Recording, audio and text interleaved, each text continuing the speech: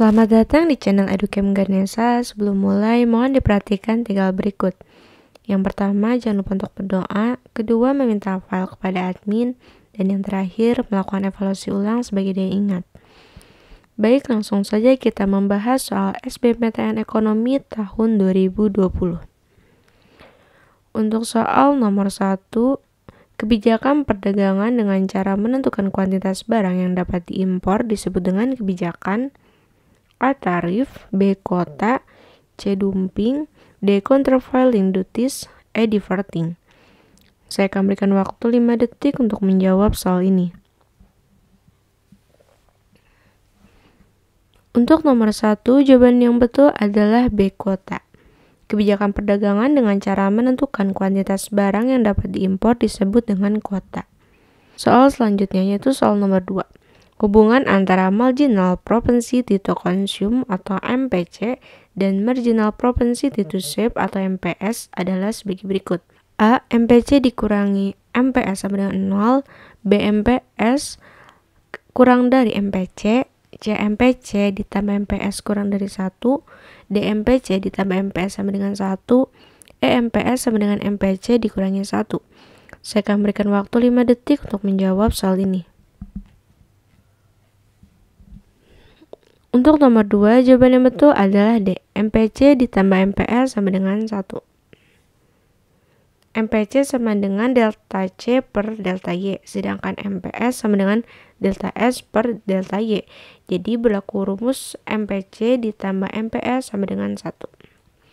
Soal selanjutnya soal nomor 3. Sepanjang kurva indifferent total utilitas dan marginal rate of substitution, A. menurun meningkat, B. menurun menurun, C. meningkat tetap, D. tetap tetap, E. tetap menurun. Saya akan berikan waktu 5 detik untuk menjawab soal ini. Untuk nomor 3, jawaban yang betul adalah A. menurun meningkat. Sepanjang kurva indifferent total utilitas yang menurun akan menyebabkan marginal rate meningkat. Soal nomor 4.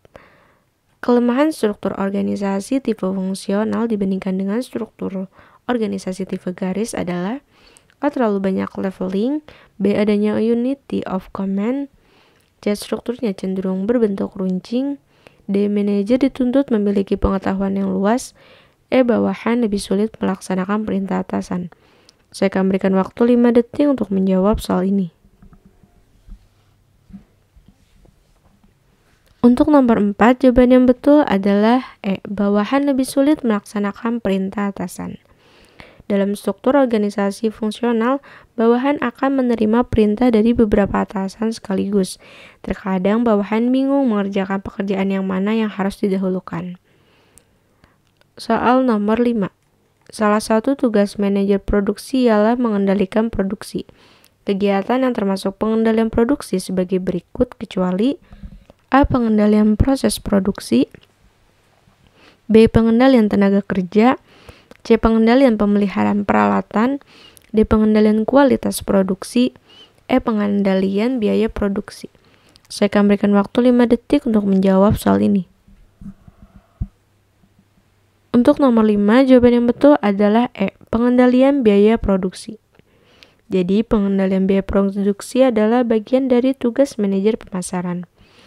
Soal selanjutnya. Akun yang termasuk dalam akun nominal adalah A. pendapatan sewa, B. biaya dibayar di muka, C. persediaan barang dagangan, D. biaya yang masih harus dibayar, E. pendapatan bunga diterima di muka. Saya akan berikan waktu 5 detik untuk menjawab soal ini. Untuk nomor 6, jawaban yang betul adalah A. pendapatan sewa. Akun nominal terdiri dari pendapatan dan besar. Soal selanjutnya nomor 7.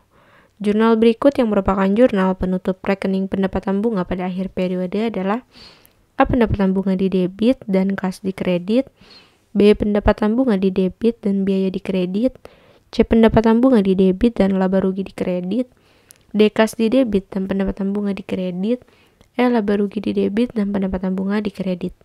Saya akan berikan waktu 5 detik untuk menjawab soal ini.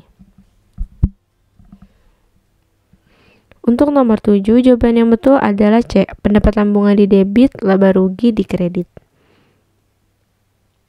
Jurnal penutup digunakan untuk menutup akun nominal pada periode bersangkutan, memindahkan saldo laba atau rugi ke modal dan menutup akun prive. Soal nomor 8. Tanggal 20 Agustus 2012, UD Maju menjual barang dagangan seharga 50 juta kepada PT Makmur yang akan dibayar tanggal 20 September 2012.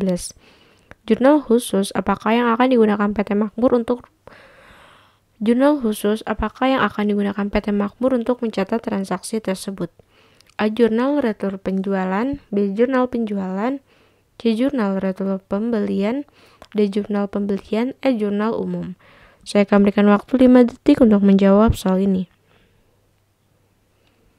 Untuk nomor 8, jawaban yang betul adalah B. Jurnal penjualan. Jurnal khusus untuk mencatat transaksi penjualan secara kredit adalah jurnal penjualan. Soal selanjutnya, soal nomor 9. Makna ekspor neto suatu negara yang bernilai negatif adalah A. Pendapatan meningkat, B. Ekspor lebih besar dari impor, C. Impor lebih besar dari ekspor, D. Neraca perdagangan surplus, E. Neraca berjalan surplus. Saya akan berikan waktu 5 detik untuk menjawab soal ini. Untuk nomor 9, jawaban yang betul adalah C. Impor lebih besar dari ekspor. Ekspor neto adalah selisih antara ekspor dan impor. Apabila impor lebih besar dari ekspor neto bernilai negatif. Soal nomor 10. Faktor berikut yang bisa mempengaruhi baik permintaan maupun penawaran adalah A. Selera, B. Kemajuan teknologi, C. Harga barang substitusi, D. Pendapatan per kapita, E. Harga faktor produksi. Saya akan berikan waktu 5 detik untuk menjawab soal ini. Untuk nomor 10, jawaban yang betul adalah C. Harga barang substitusi. Jadi, faktor yang bisa mempengaruhi baik permintaan maupun penawaran yang pertama, harga barang, kedua, pendapatan, 3, selera, 4, jumlah penduduk, dan yang terakhir, harga barang substitusi dan komplementer. Soal nomor 11. Jika kurva biaya marginal atau MC berada di atas kurva biaya rata-rata atau AC, biaya rata-rata akan A. turun, B. naik, C. tetap, D. berada pada titik minimum, E. berada pada titik maksimum. Saya akan berikan waktu 5 detik untuk menjawab soal ini.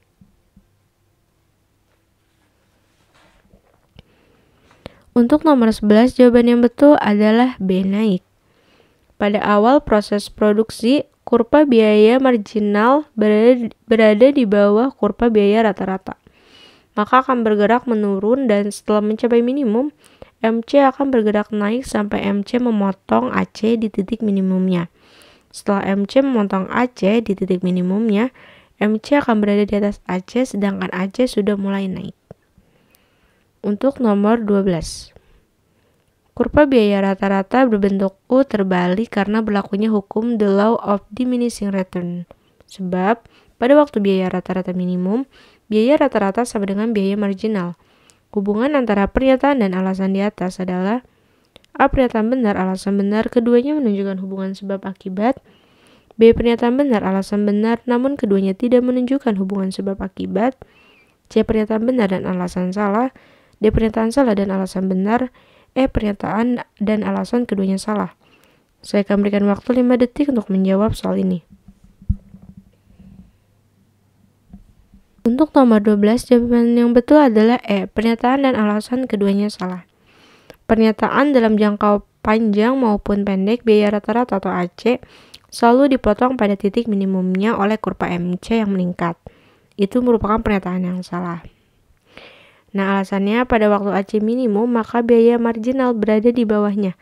Adanya penyesuaian biaya baik variabel maupun non-variabel menyebabkan adanya perubahan pada kurva AC maupun MC. Soal nomor 13. Pengawasan dan pengaturan terhadap operasional perbankan dilakukan oleh Bank Indonesia sebagai bank sentral. Sebab Bank Indonesia mempunyai tugas untuk membuat kebijakan moneter.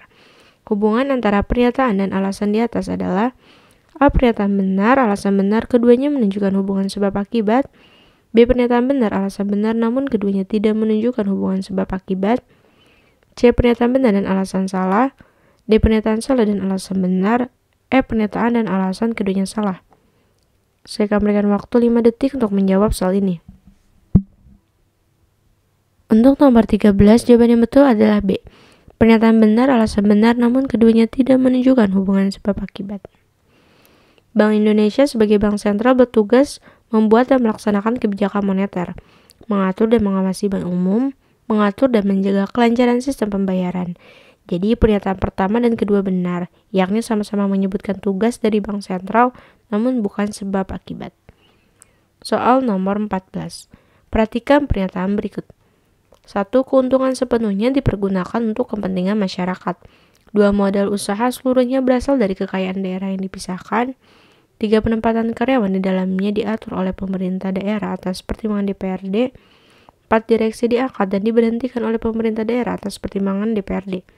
Kelebihan yang dimiliki oleh badan usaha milik daerah adalah A1, 2, dan 3 benar, B1 dan 3 benar, C2 dan 4 benar, D4 saja, E semua jawaban benar.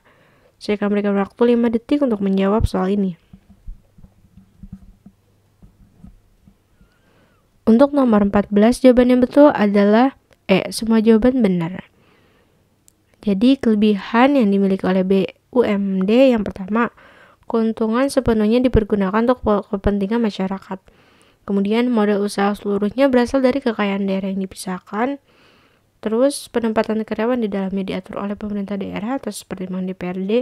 Dan yang terakhir, direksi diangkat dan diberhentikan oleh pemerintah daerah atas pertimbangan DPRD. Untuk soal yang terakhir, soal nomor 15, perhatikan pernyataan berikut. 1. Persediaan barang dagangan, 2. Utang dagang, 3. Piutang dagang, 4. Penjualan.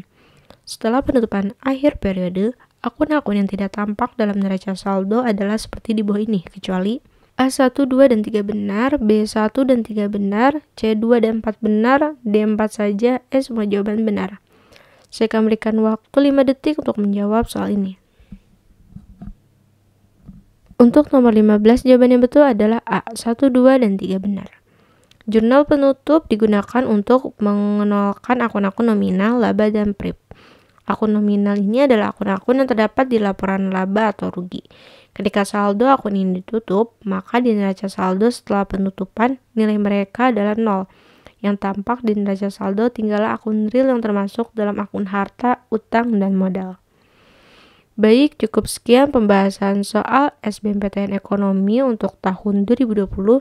Jangan lupa untuk like, comment, and subscribe. Dan jangan lupa untuk men-share video ini sebanyak-banyaknya. Terima kasih dan sampai jumpa di video selanjutnya.